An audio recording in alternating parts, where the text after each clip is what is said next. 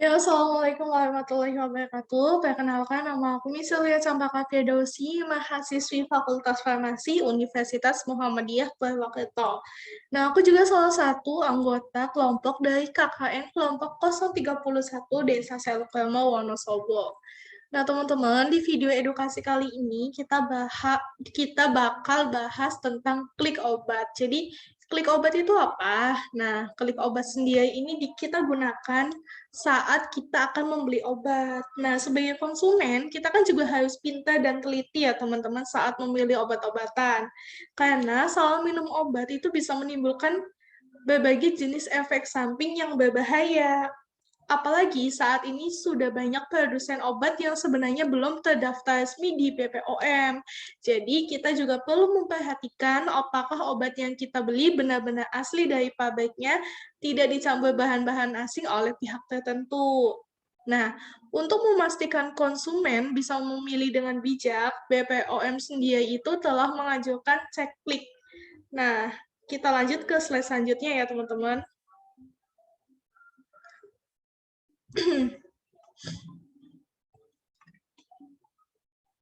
Nah, cek klik itu sendiri merupakan singkatan. Nah, singkatannya itu klik. K yang pertama itu kemasan. Kemudian L-nya itu merupakan singkatan dari label. Kemudian I-nya itu singkatan dari izin edar. K yang terakhir itu singkatan dari kadaluarsa.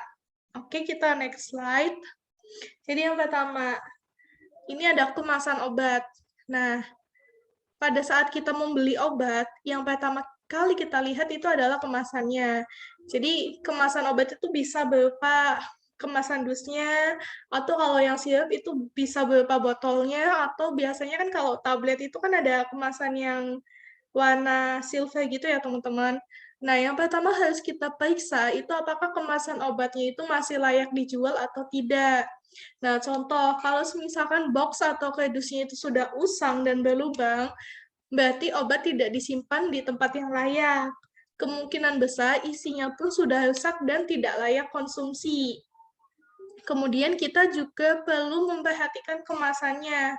Warna kemasannya kalau misalkan sudah pudar, tampak luntur atau robek, itu sebaiknya jangan dibeli ya teman-teman, apalagi dikonsumsi, karena mungkin obat ini umurnya sudah terlalu lama disimpannya gitu teman-teman. Kita lanjut ke slide selanjutnya. Nah, ini ada label obat. Label obat itu apa? Label obat sendiri itu keterangan tulisan-tulisan tentang nama produk, komposisi bahan aktif, kayak misalkan paracetamol. Paracetamol itu komposisi bahan aktifnya itu ada apa, kayak gitu kan. Terus kemudian itu ada kategori obat. Misalkan kategorinya itu analgesik, antihistamin, atau dekongestan. Kemudian ada kegunaan obat. Nah, kegunaan obatnya itu misalnya buat meredakan gejala pilek, hidung tersumbat, gatal karena alergi, batuk berdahak, atau mual. Nah, biasanya juga di obat-obatan itu ada peringatan bagi orang dengan kondisi kesehatan tertentu. Kemudian kita juga perlu lihat dosis obat dan informasi lainnya, teman-teman. Nah, teman-teman, ini ya, jadi biasanya di sini tuh ada label-label obat, kayak nama produknya tuh ini contoh vitamin. Ini di sini ada nama produknya, terus kemudian komposisinya kita juga bisa lihat di kemasan ini komposisinya vitamin C, kayak gitu teman-teman. Nah, ini kategori obatnya itu termasuk vitamin. Nah, kegunaan obatnya tuh buat stimulan, kayak gitu ya teman-teman. Nah, ini ada lagi di sini contoh obat salep, teman-teman.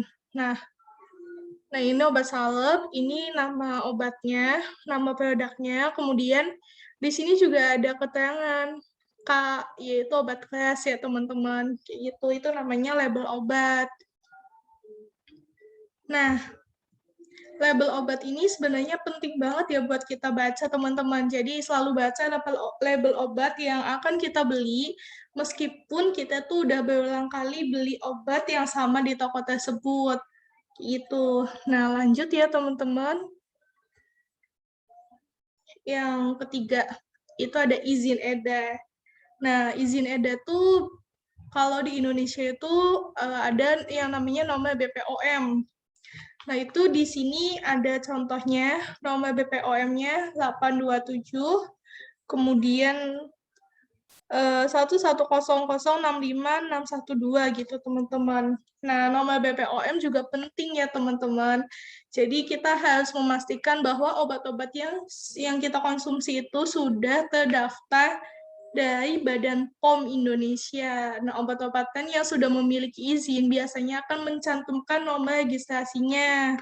Nah, misalkan teman-teman masih ragu apakah obat-obat yang kita konsumsi atau yang akan kita beli itu sudah resmi di BPOM atau belum, kita bisa mengeceknya lewat website, teman-teman.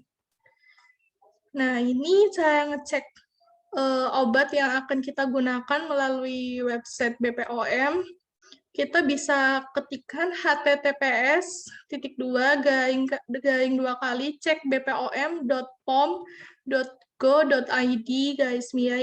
Nah, di sini nanti di sini ada bagian nama produk, ada nomor registrasi, ada lain-lain. Nah, di sini aku contohin kita cari nama produknya. Kita klik nama produk, terus sebelahnya kita ketikin nama obat yang mau kita cari di BPOM.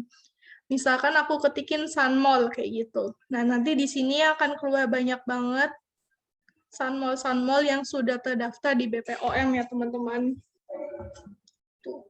Nah, kemudian yang terakhir ini adalah kadaluarsa. Nah, teman-teman harus selalu cek tanggal kadaluarsa obat sebelum teman-teman membelinya. Ingat, mengonsumsi obat yang sudah lewat dari kadaluarsa itu risikonya sangat tinggi. Selain karena khasiat obat telah berkurang atau hilang, obat mungkin mengalami perubahan komposisi kimia tertentu yang berbahaya. Jadi, kalau obat sudah melewati tanggal kadaluarsa, sebaiknya dibuang dan jangan diminum. Nah, mungkin sekian video edukasi tentang cara pembelian obat dengan metode klik ya, teman-teman. Terima kasih banyak. Wassalamualaikum warahmatullahi wabarakatuh.